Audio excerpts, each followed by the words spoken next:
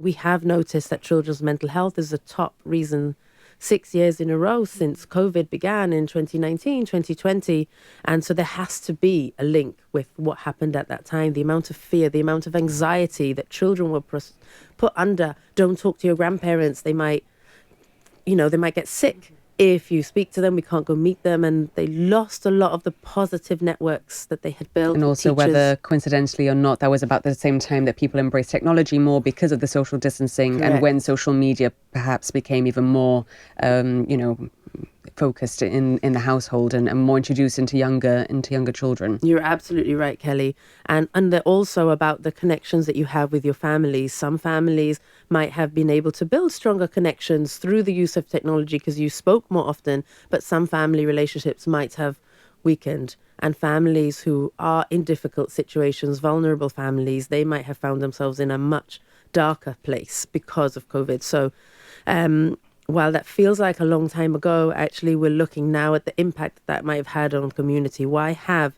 children's mental health been the top reason that children and young people are reaching out for support? You were talking a lot about social media before and the use of phones and how this might have an impact on children's mental health. Of course, tomorrow will be a big day for some in school because those new rules around mobile phones is being implemented as from this term. So do you think limiting that phone use within school, does the charity see that as a positive step, I suppose?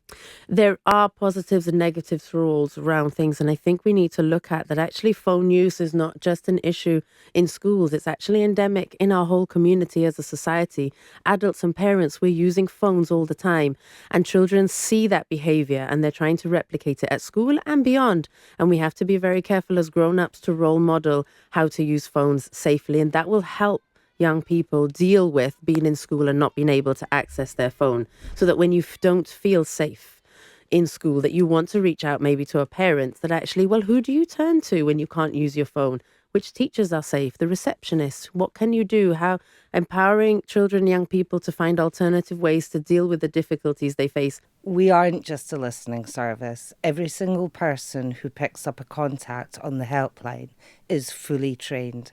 It is a long training. That's pretty incredible. It is, honestly, it's 12 sessions of training, which can put people off.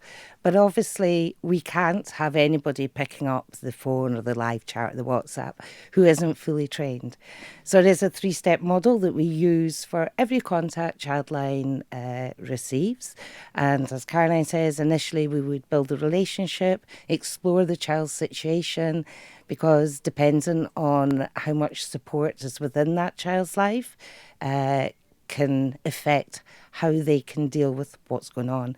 So we would try and identify their need, and then for all the different needs that the child or young person might have, we have very specialised counselling skills and tools that we use which are relevant to all the different needs.